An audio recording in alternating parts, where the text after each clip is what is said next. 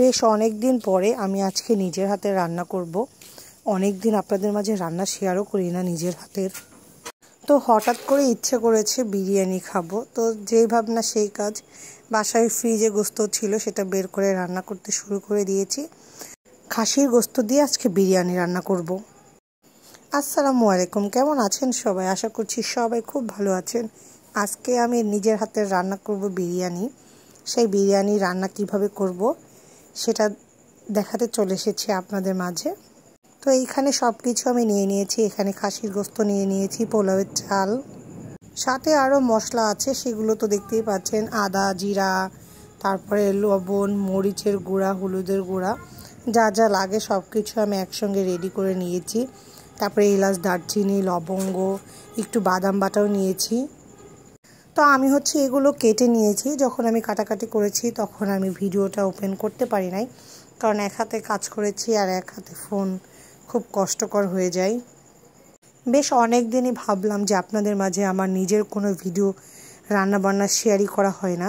তো আজকে আমি সেই জন্যই আজকে বিরিয়ানির রান্নার ভিডিওটা নিয়েছি, আর সেইটাই আপনাদেরকে আজকে শেয়ার করব। এখানে বিরিয়ানি রান্নার জন্য আগে তো গোস্তটা রান্না করা লাগবে।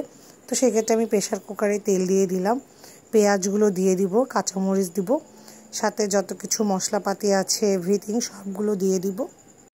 তো এখানে হালকা পাতলা একদম সুন্দর করে মশলাগুলো কষিয়ে নিচ্ছি, যেগুলো অ্যাজ ইউজুয়াল যা দেয় সেই মশলাগুলোই দিয়ে আমি কষিয়ে নিচ্ছি।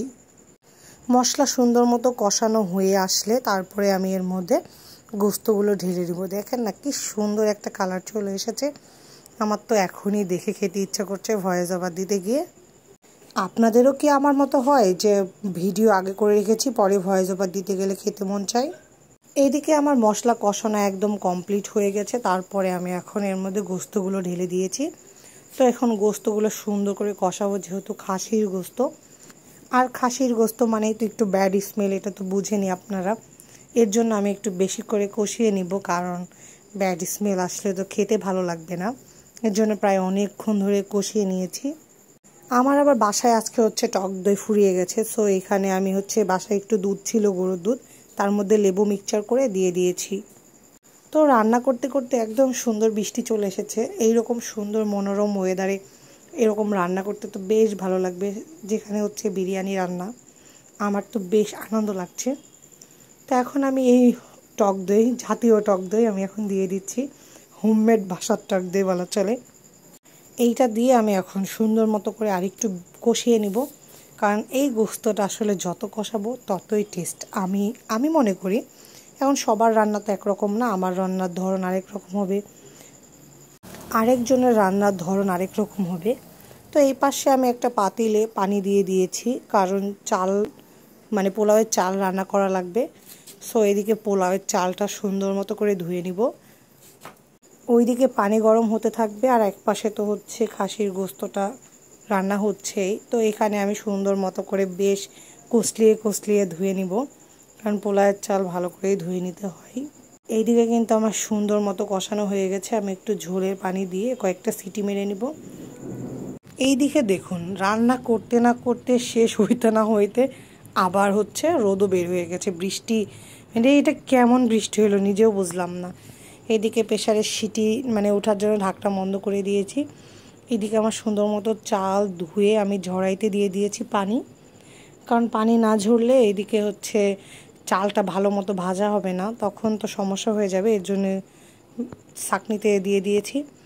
আর এই তো এখানে হাঁড়িতে আমি সুন্দর মতো করে পেঁয়াজ হালকা হালকা বাদামি করে নিব, তারপরে সুন্দর করে চালটা ভেজে নিব। এক হাতে করছি তো অনেক কষ্ট হয়ে যাচ্ছে আমার, কারণ এই যে এক হাত দিয়ে ফোন ধরছে আর এক হাত দিয়ে নাড়াচাড়া করা বেশ কষ্ট হয়ে যাচ্ছে।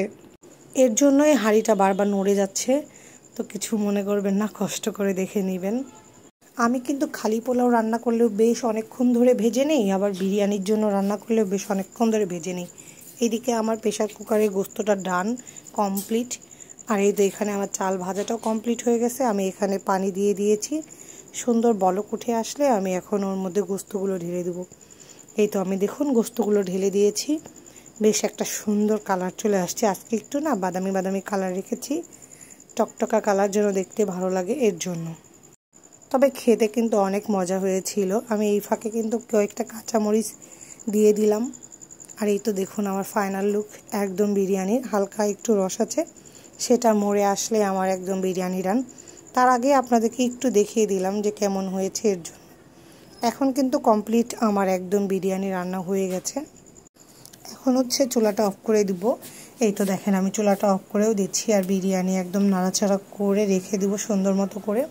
এই যে দেখুন আমি নাড়াচাড়া করে রেখে দিচ্ছি। তবে বেশ খেতেও কিন্তু অনেক মজা হয়েছিল। আপনারাও কিন্তু এভাবে রান্না করতে পারেন। যদিও আমি ফুল প্রসেসটা দেইনি, কিন্তু আন্দাজ মতো এইভাবে রান্না করে নেবেন, খেতে কিন্তু বেশ মজা লাগবে। আজকের রান্নার ভিডিওটি আপনাদের কেমন লেগেছে অবশ্যই কমেন্ট করে জানাবেন। আর সবাই ভালো থাকবেন, সুস্থ থাকবেন, আমাদের জন্য দোয়া করবেন। আল্লাহ হাফেজ।